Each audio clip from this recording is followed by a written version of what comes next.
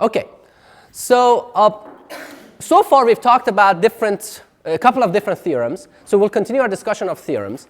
So next theorem we are going to talk about is called the source transportation. Now, we had the source transformation, and this one is source transportation. So, okay, source transportation. Now, what does source transportation mean? It's actually pretty straightforward, but once you start thinking about it. So let's imagine that you have 3 nodes, 1, 2, and 3. And let's say you have a so there are 2 versions of it, for current source and for a voltage source. So we'll do it with a voltage source. So let's say you have a voltage source like that. Let's call this V, right? Now, what are the voltages between these 3 nodes, if you think about it? The voltage between nodes 1 and 2, V1, 2, which is this voltage, 0. What is V, I guess, 1, 3?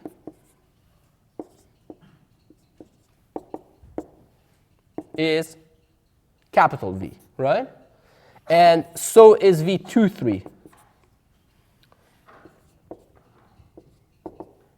So source transportation says, in the case of voltage sources, this network consisting of this one source and 2 nodes, is exactly equivalent and indistinguishable from this network.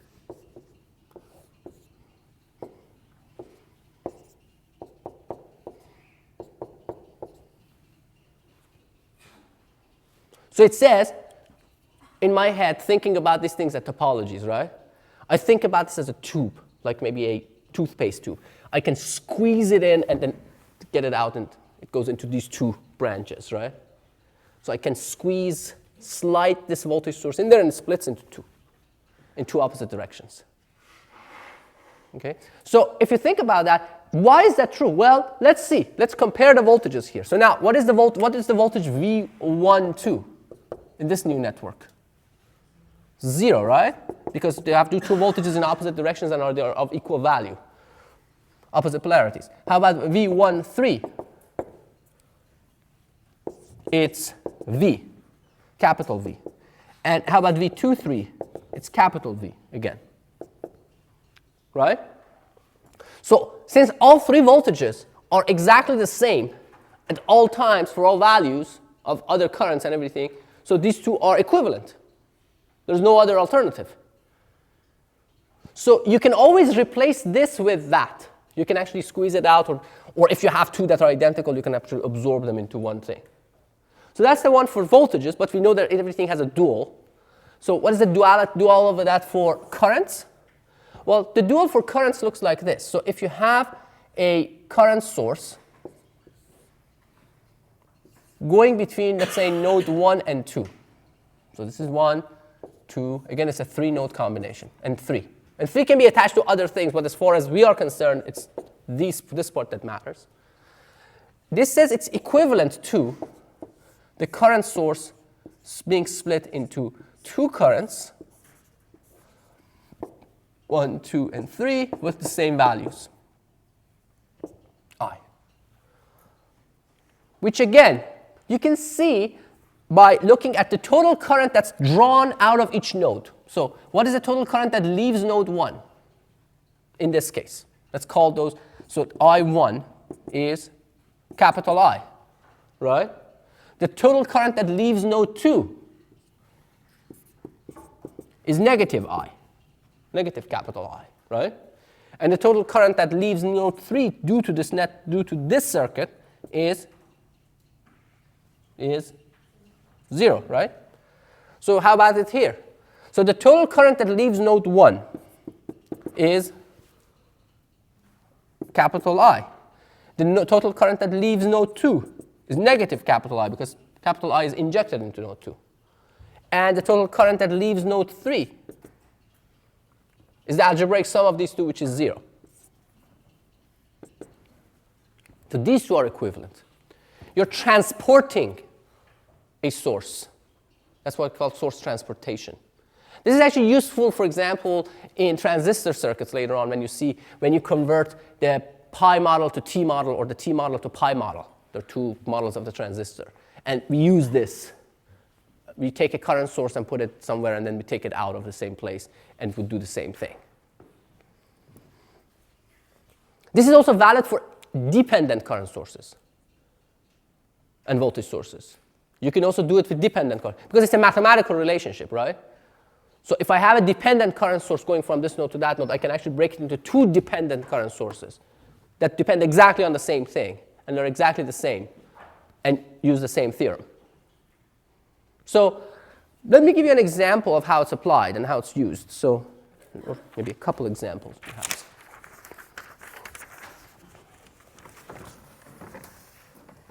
So the first one for this guy would be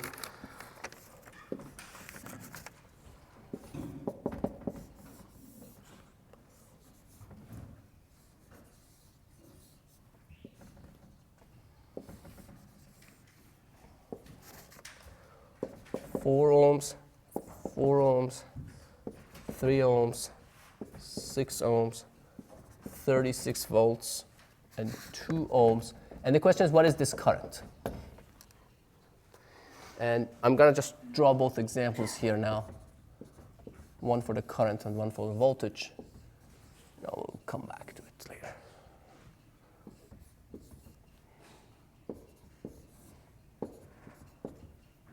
This is 4 amps, 2 ohms, 3 ohms, 20 amps, 6 ohms,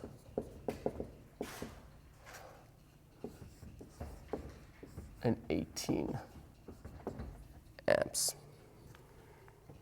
Okay. So that's for that. All right, so let's start with this one. So here we have a voltage source here, right? So we can use the source transportation. We can squeeze it out into these two branches. When we do that, this circuit will look like this. So I'm going to just make a modification on this, if it's okay with you, if you have already taken down the original problem.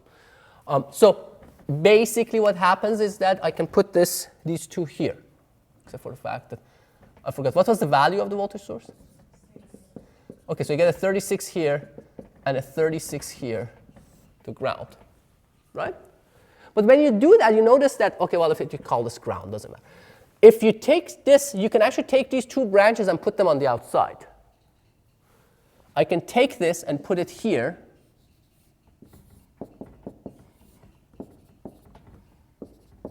And I can take this and put it here.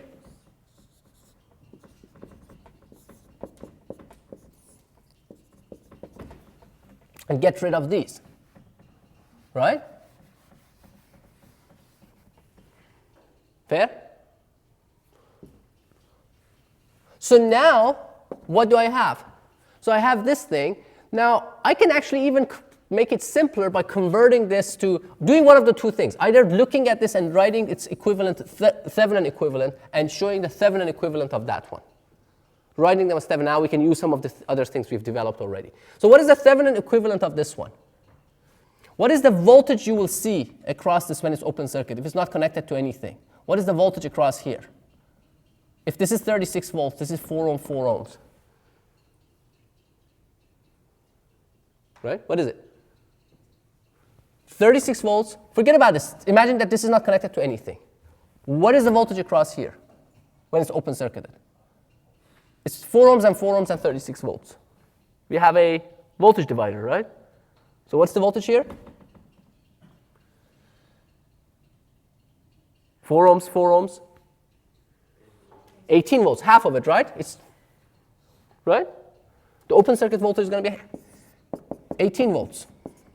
And what is the equivalent resistance? What do I see across here when the independent source is nulled? When this guy is 0, which is shorted. So what do I see? I see 4 ohms in parallel with 4 ohms, right? Which is 2 ohms. So that's the equivalent of this guy, this box. right? You need to get comfortable with these. How about this side? What is the voltage I will see across here? This time I'm going to ask someone who's next in that line, in the back, second row. Voltage divider Uh-huh. between 3 and 6. Right. So The divider ratio is this resistor divided by the sum of the two. So it's 6 divided by 9. 2/3 of 36, which is 24, right? And then what is the resistance you see when you null it? When you short circuit this, what is the resistance you see across here? Imagine that this is not going to. 3 parallel 6, right? Which is?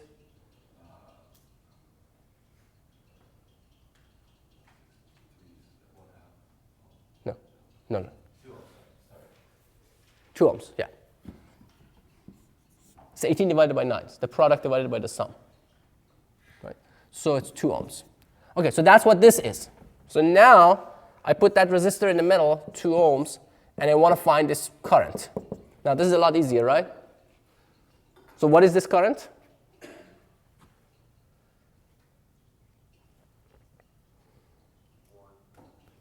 So 24 minus 18, which is 6, divided by 6 ohms. But which way would it go? So it's 6 volts divided by 6 ohms. But which way would that current flow? From right to left, right? So then it would be -1 amp because of the direction. So 1 amp is incorrect. We say 1. Okay, so that's for that. How about this one? Let's see if we can apply source transportation. So this one. Maybe the next person in line. So how would you apply it? Which source would you apply it to? It's you. White shirt. Yeah. Yes. Which one of these sources would you apply it to? If you want to make things simpler, less coupled.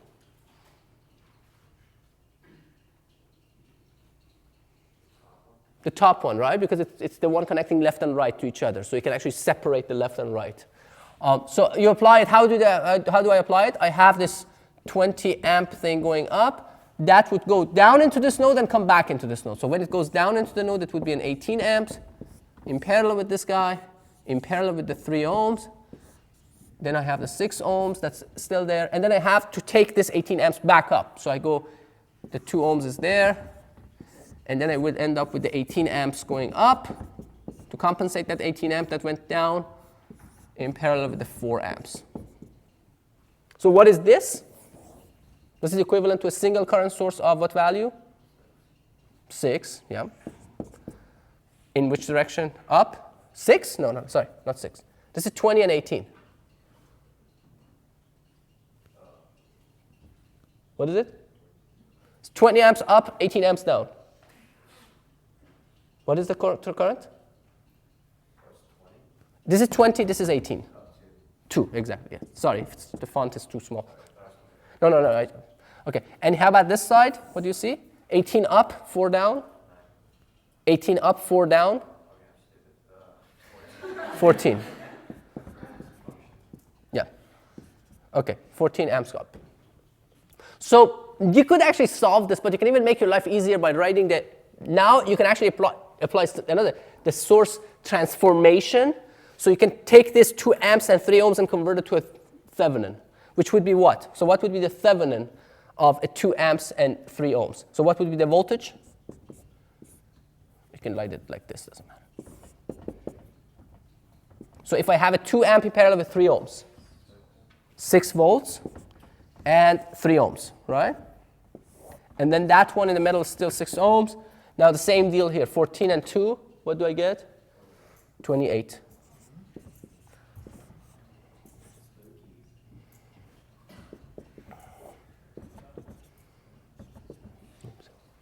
All right.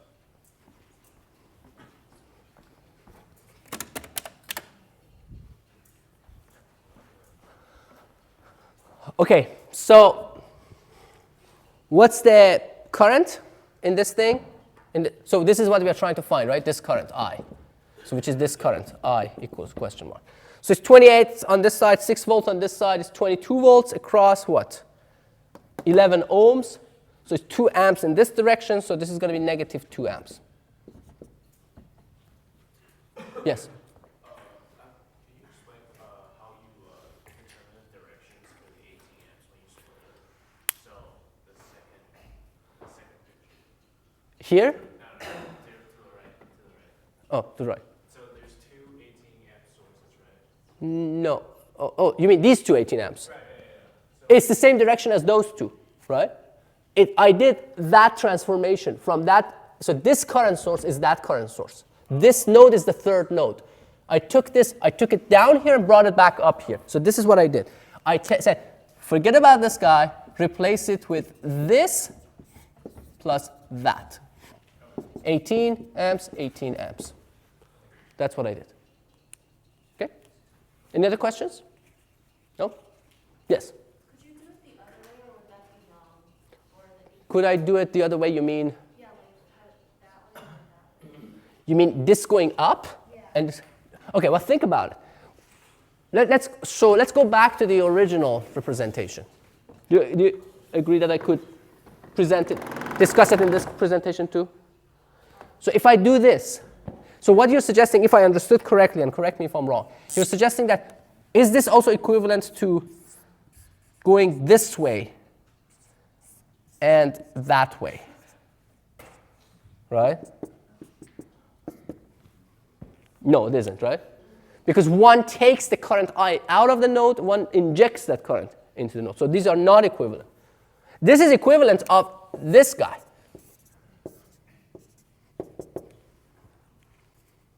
Those two oranges are equivalent, and those two blacks are equivalent, right? It seems to have a Halloween theme. Okay. Any other questions? Yes? I'm a little confused at the top where you do the voltage divider. Sorry, it's to the left. Why did you find the voltage across the 6 ohms resistor in the other diagram? Here? Yeah, at the top, like on top, yeah. Why did I find, what, how or why? No, why? Why? Okay, I'm trying to find what the Thevenin equivalent of this circuit is. This is my black box.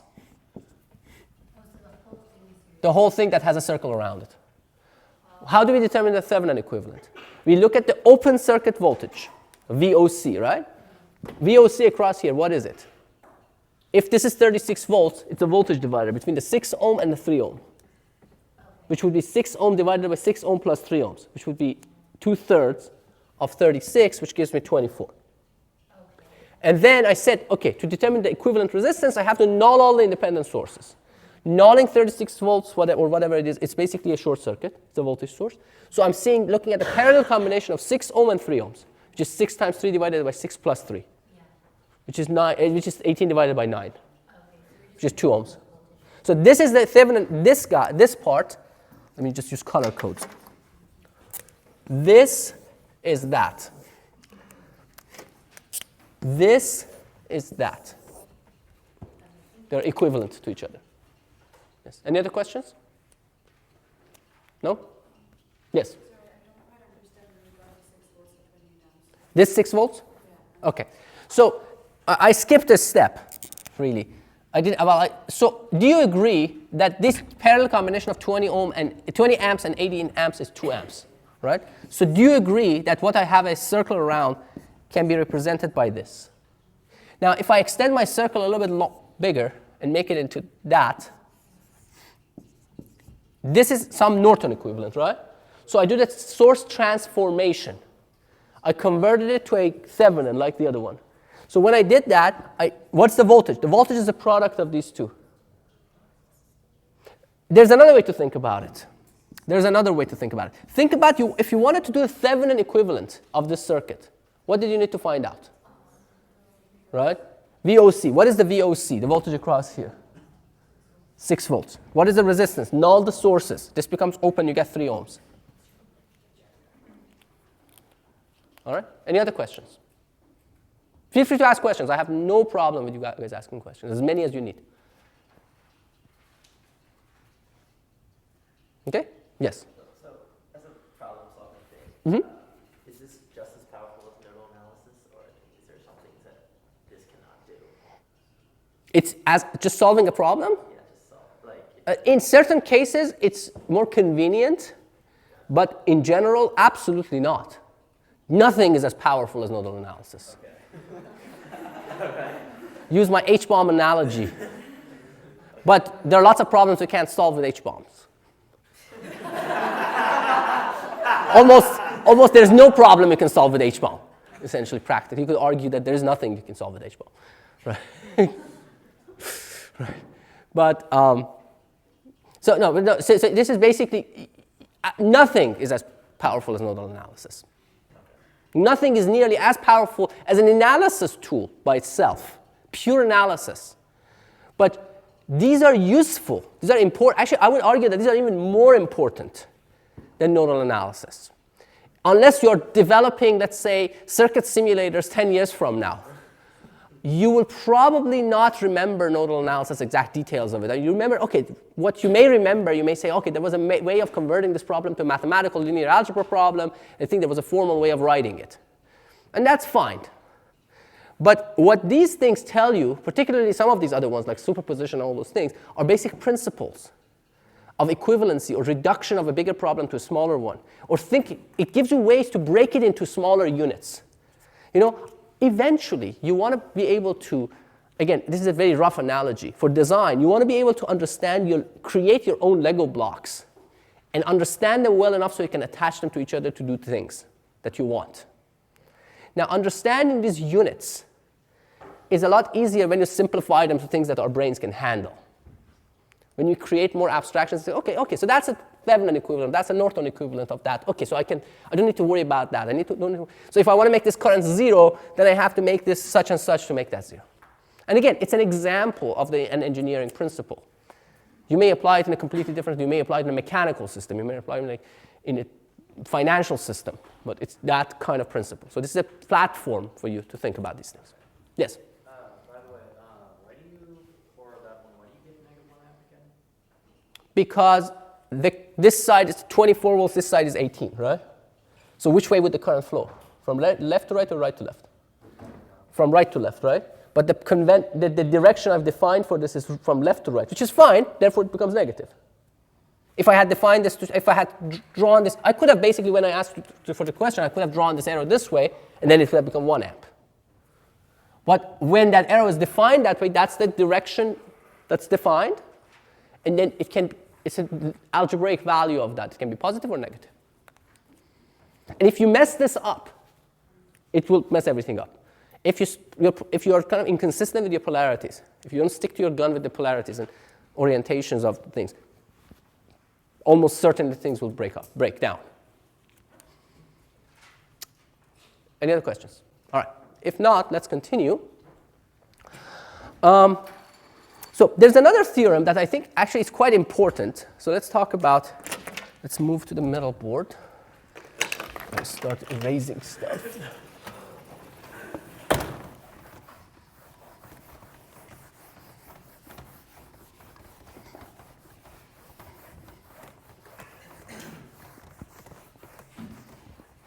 Okay, so the next theorem, I guess, would be number 6, right? Here. This is called the substitution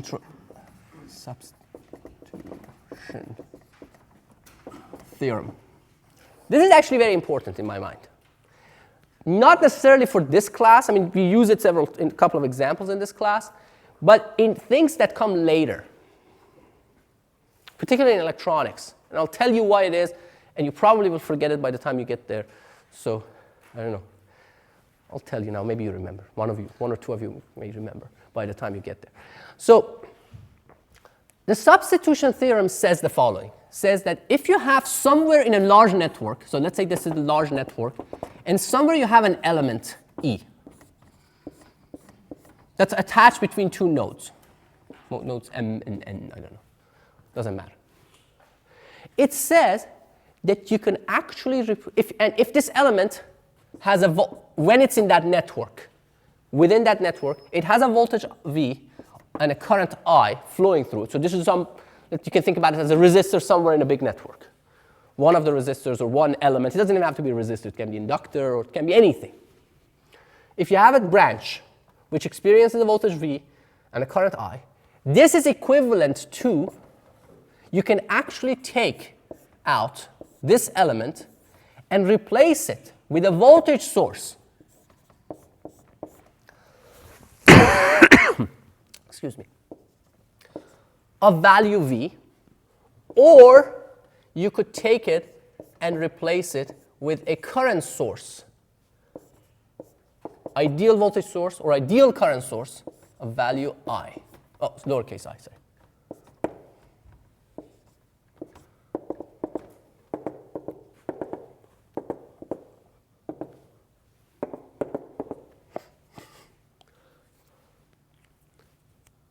This is actually interesting, isn't it? So if you have a resistor in a network, in a big circuit, and you see, like, you look at it and say, its voltage is 2 volts. I can take it out, replace it with a voltage source of 2 volts, and nothing else in that network will change. What about its impedance? What about it? What about it? Just, the question is, what about its impedance? And I'm saying, what about it? Put in like an ideal voltage source. Wouldn't it change like the impedance? Sure, it changes the impedance that's seen, but it doesn't change anything else in the network. It says that nobody else will notice the change. This may sound a little bit counterintuitive in the beginning, but just like this is important and very valuable. It says, you know what? As far as everyone else is concerned, this is imitating that behavior. It's creating that voltage. And when you do that, by the way, the current is going to be I. And when you do this, the voltage is going to be V. And nobody else will notice anything. Okay? So, how do you prove it? Well, the proof is actually pretty kind of straightforward when you think about it. So the proof is like this. So let's say when I have this branch, I take a voltage source of value V and put it here, of the same value V. And this end is open. Does this affect anything? No, right? I mean, when I say it's open, what do I mean? I mean it has an infinite resistance, really, right? So let's say this is an R that goes to infinity. So it means like an open. This is not going to draw any current, right? At this point. But when I have something like this, what is the voltage difference between this node and that node? What is the voltage across here? What is this voltage, Vx? Is it V? These are at the same voltage, right? So both of them go up V. So this voltage is 0, right? So as I start reducing R from infinity to a lower value, would there be any current flowing through this guy? No. So for any value of R, there's no current flowing, including R equals 0. So when I make R equals 0, what I have is really essentially this thing. So I have an ideal voltage source in parallel with an element. What is that? An ideal voltage source in parallel with an element that's not an ideal voltage source? It's the ideal voltage source, right? We talked about this when we were talking about ideal. And the same thing is true about the ideal current source in series with an element. That's not an ideal current source. It's the current source. So for all intents and purposes, I can get rid of it because this would be the same. So that would prove that part, the first part.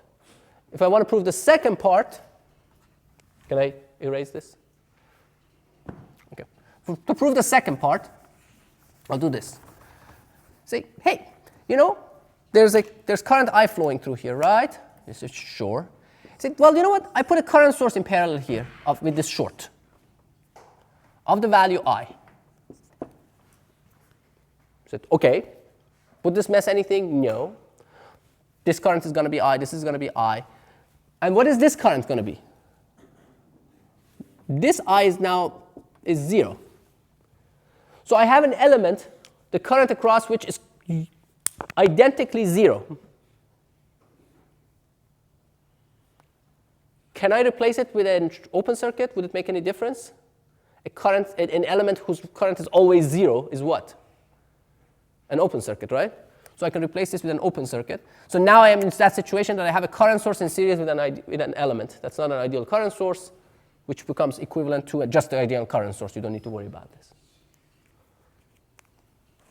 So now, the way it's going to be used, and just listen to it in case you will remember it by then, is that when you have multi-stage amplifiers in electronics, you will see electronics, first you go through like single-stage amplifiers, then you see cascade of amplifiers. So the first amplifier takes the output of the first amplifier, second amplifier takes the output of the first amplifier as its input, and then its output is amplifying it further, right? So that's one, each one of them has a gain of 10, you have 3 in a chain, so you get a gain of 1,000.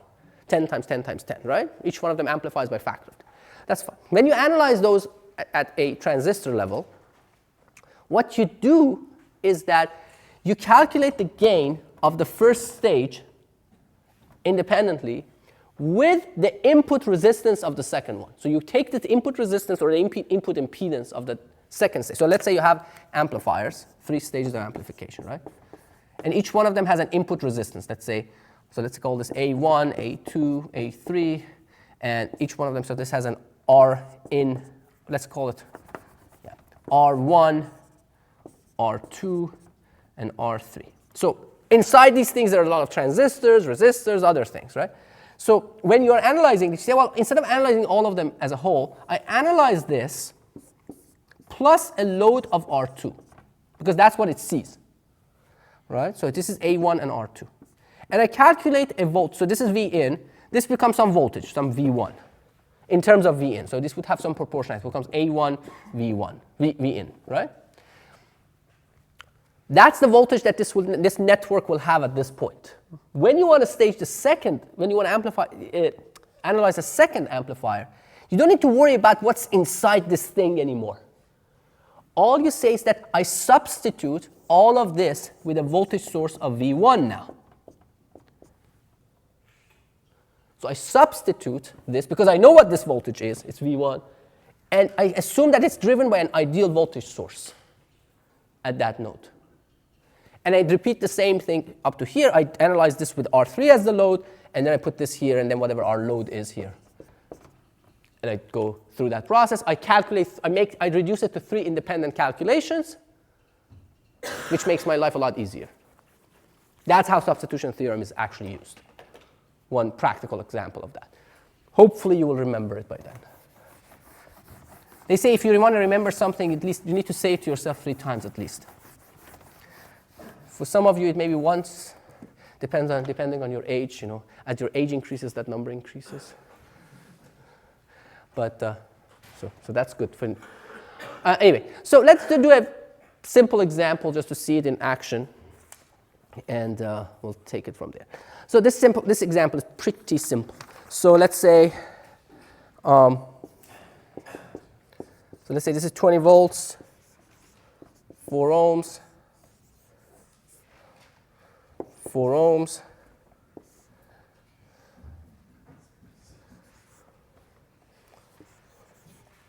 6 ohms, 3 ohms, and let's call this Vs,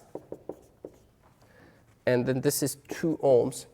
So the question is, if this is the current, I want to choose Vs in such a way that this I becomes 0. So I want this I to be 0. What is Vs? So what do I do? How do I use substitution theorem? Or you could make it 1 or whatever, some other number.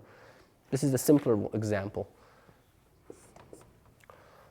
So substitution theorem says that I can replace this branch with a current source of value 0, which means that it's going to be an open circuit. So I can open circuit this, and all I need to do is just to make sure that these 2 voltages are the same. So now I can calculate this very simply because I know what this voltage is. What is this voltage? 10, right? It's 20 equally divided, so it's 10 volts. So I want to make this voltage 10 volts. So this voltage is the voltage divider ratio of this. So it's 6 divided by 9 times Vs is 10 volts. Right, so it's 2/3, it's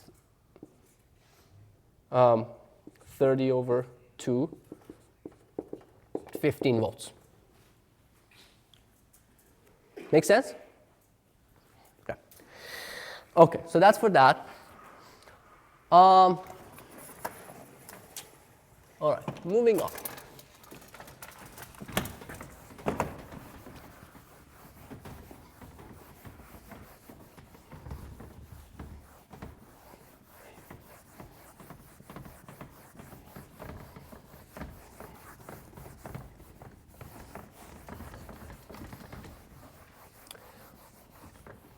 So the next theorem we are going to talk about is the maximum power transfer.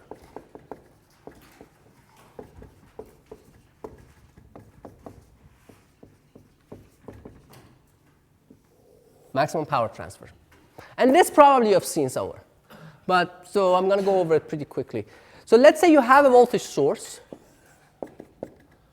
Vs, that has a resistance Rs.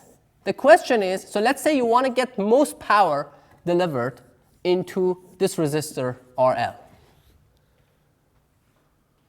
How would you do that? How do you choose RL to get the most power transferred? And this is called matching. And there's a more general form of this, which you particularly use in the power systems and RF system, radio frequency system or high frequency systems, which basically calls conjugate matching, when you look at this as an impedance as opposed to a resistor. So, but let's do it for the resistor first. So, what is the power delivered to RL? Well, you have to look at its current and voltages, right? So, what is the power in RL in terms of the current, or let's say in terms of its voltage? So, let's say this is V here. What is the power delivered to the resistor RL when you know its voltage? V squared over R, right? So P delivered, PL, is V squared over RL. Now what is V in terms of Vs? Exactly. V is RL over RL plus RS times Vs. So I plug that in, I get RL squared divided by RL plus RS squared times 1 over RL times Vs, right? Vs squared, right? So one of these cancels that. One of the RLs cancels the other RL. So this is what I'm left with. So if Vs is constant, I'm looking at RL over RL plus RS, and I'm trying to maximize this quantity. So I'm trying to maximize this quantity. How do you maximize a quantity? You differentiate with respect to it and set that that derivative to 0. Well, that optimizes it. It may minimize it.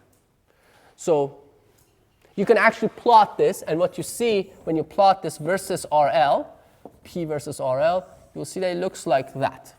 So you're trying to find where that point is. So how do you do that? Differentiate with respect to RL. So dPL divided with dRL. So the derivative of this thing is the derivative of the numerator times the denominator, which is basically RL plus RS squared, minus the derivative of the denominator times the numerator, which gives me 2 RL plus RS times RL, divided by the denominator squared,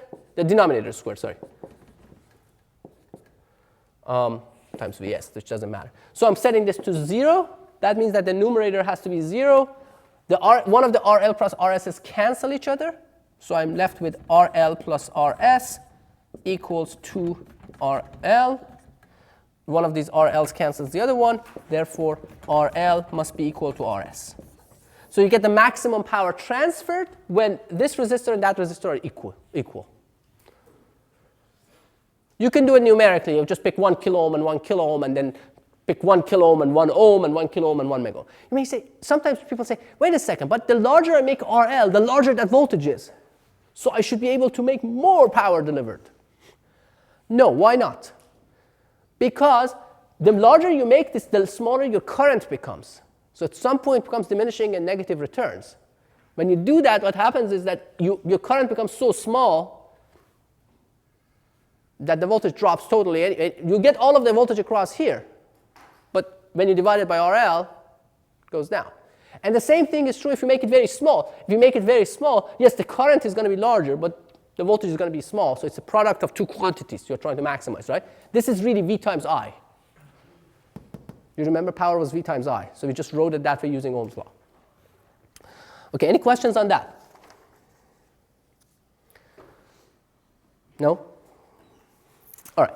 So the last one we're going to do today, again, this is not a fundamental theorem in the same, well, it's less fundamental but more useful. It's something useful to know. It's good for solving problems. And it's relevant to certain things. So it's good to know about this.